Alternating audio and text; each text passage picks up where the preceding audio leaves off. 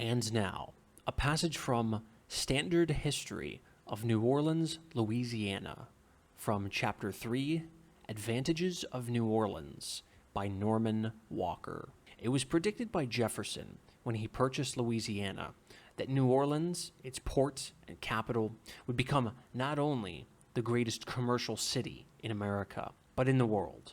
And he gave very good reasons for the prediction. He pointed out, for instance, that it was the natural port of the Mississippi Valley, which he foresaw was to become the seat of a great and populous empire, and that all the varied product of that valley would find their way to New Orleans by 1,000 streams, while to the south lay Mexico, Cuba, and the tropics.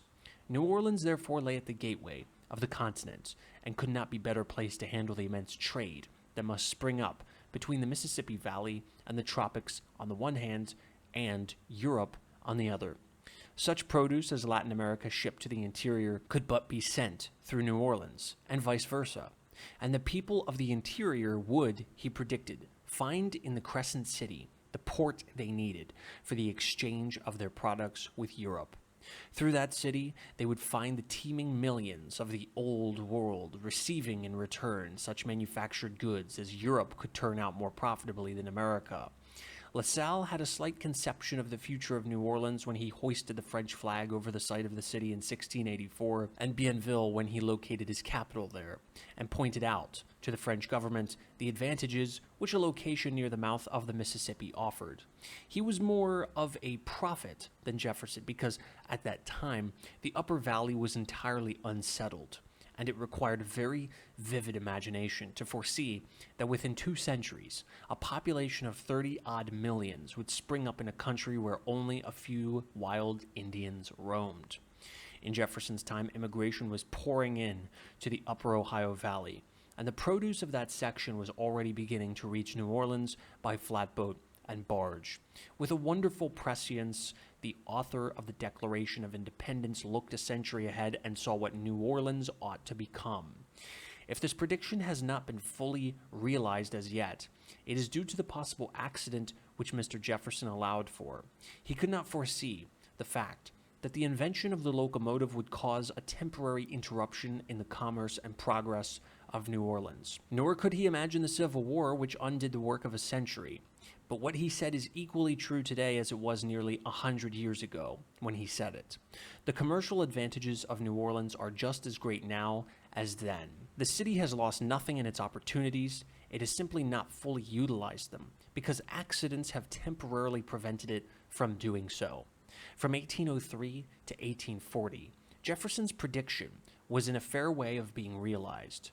Then, for 40 years, there was a tendency towards an eclipse, but the eclipse is passing off now, and the world is beginning to appreciate the fact that New Orleans is as well situated for commerce today as it was in 1803. Indeed, an advantage which Jefferson did not foresee is coming to light. New Orleans is quite as well situated for manufactures as for commerce.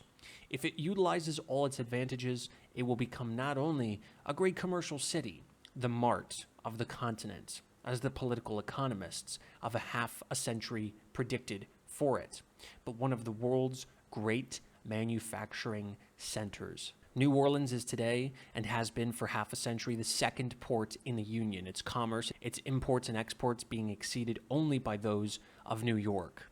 As already remarked, it promised at one time to be the great port of America. And in the decade just preceding the Civil War, more than half the time it exceeded Manhattan in the value of its exports of American products.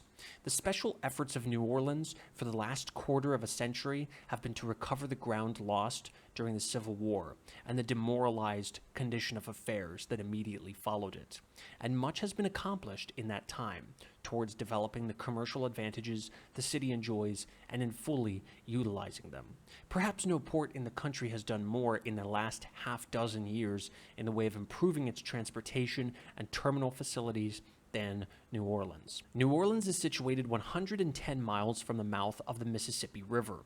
Thus, while its ships are offered the most perfect protection from storm and ocean disaster, it is a seaport in every sense of the word, with every facility for handling ocean commerce, and with water sufficient to float in its harbor the navies of the world. This harbor is reached by a permanent channel 30 feet deep, and as the tide is never more than 18 inches, there is ample water for the passage of the largest vessel, and it is not necessary, as at so many other ports, to wait for a high tide to float a vessel in.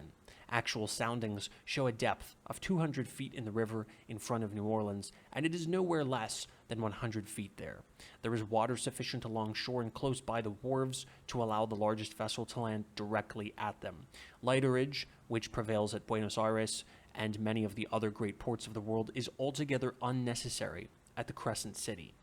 The river frontage embraced in the port of New Orleans is about 12 miles on each side of the Mississippi, making about 24 miles which can be utilized for the purposes of commerce. But in addition to this frontage, there is considerable wharfage at Southport above and Port Chalmette below, on the east bank of the river, and at Westwego on the west bank, none of which are within the corporate limits of New Orleans. Indeed, were there any need for it, the entire riverbank from New Orleans to the Gulf, 100 miles, could be used for loading and unloading vessels.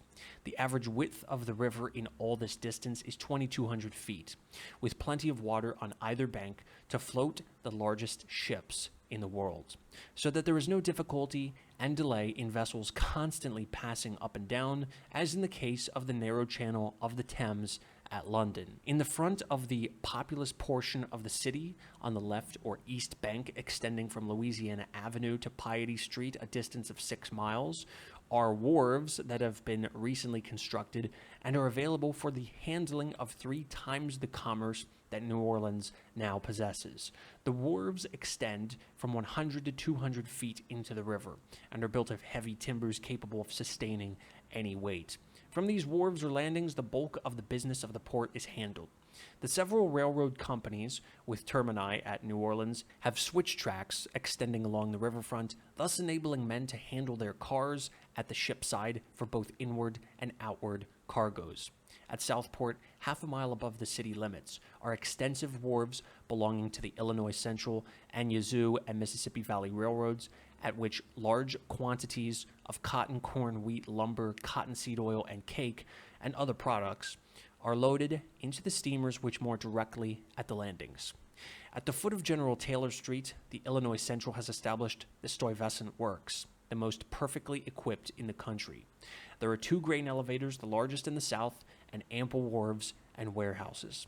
At Port Chalmette, just below New Orleans, the New Orleans and Western Railroad, which is practically a belt line for the city, has invested some $2,500,000 in providing the most complete terminal facilities, wharves, warehouses, cotton presses, elevators, etc.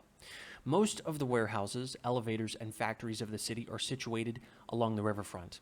At Algiers are several dry docks, and the United States proposes to construct an immense dry dock there for the repairs of its men of war, and has taken the initial steps in that direction by the purchase of the necessary land. It may be stated in this connection that a commission appointed by the United States government for the purpose of choosing a site for the location of a dry dock made a thorough investigation of all the southern ports and decided that New Orleans offered far greater advantages than any other port on the Gulf or South Atlantic, having deeper, safer, and better water, better protection from the enemy, and being superior in many other ways to other candidates for the government dock. While New Orleans does not control the commerce of the Mississippi Valley as completely as it did a century or even a half century ago, it has made great commercial progress, has developed new lines of commerce, and seems disposed at last to fully utilize its advantages. It has built up, for instance, an immense grain trade and is competing for the position of the first grain port of the Union, having proved that it can handle the grain of all the country west of the Mississippi on cheaper and better terms than any other port south or east. This grain comes both by rail and by river, and 6 large elevators in the city are required to handle it. New Orleans has secured, as was to be expected, a monopoly of the tropical fruit trade of Central and South America, and indeed all the commerce of that country. On the Atlantic coast of Nicaragua and Honduras, not only is the trade monopolized by New Orleans, but nearly all the capital employed there is supplied by this city. And in fact, most of the real estate is owned by it. This means that New Orleans will be the chief beneficiary by the completion of the Nicaraguan Canal, as it is the nearest American port to the mouth of that canal. Several tributes have lately been paid to the advantages New Orleans offers as a purchasing and shipping point. Thus, the Spanish government, during the war with Cuba, after establishing purchasing agencies in several ports, finally concentrated them all in New Orleans, and purchased and exported all of their supplies from that city, declaring that they could do so to greater advantage than from any other port in America. What was true of Spain in the Cuban War was equally true of Great Britain in the Boer War, the British War Office having established a commission in New Orleans for the purchase of mules, horses, and such supplies as were needed, while the Boers made New Orleans the port of shipment of such grain and western produce as they bought in America, the goods being shipped because of the blockade against Transvaal via Holland. Finally, the Japanese cotton mill owners sent a number of purchasers over to examine the advantages of American ports for the purchase and shipment of cotton to Japan, which commission, after a thorough examination of the subject, reported in favor of New Orleans, and vessels now sail from the Crescent City direct to Kobe and other Japanese ports, a distance of 14,000 miles by the Suez Canal, one of the longest voyages taken by vessels anywhere. New Orleans has now direct steamship navigation with more than 80 of the leading ports in the world. Indeed, there is no port of any commercial standing with which it has not direct steamship connection. Most of these steamers engaged in trade belong to regular lines and run on scheduled time, whereas of old, the trade of the city was largely in the hands of tramp vessels.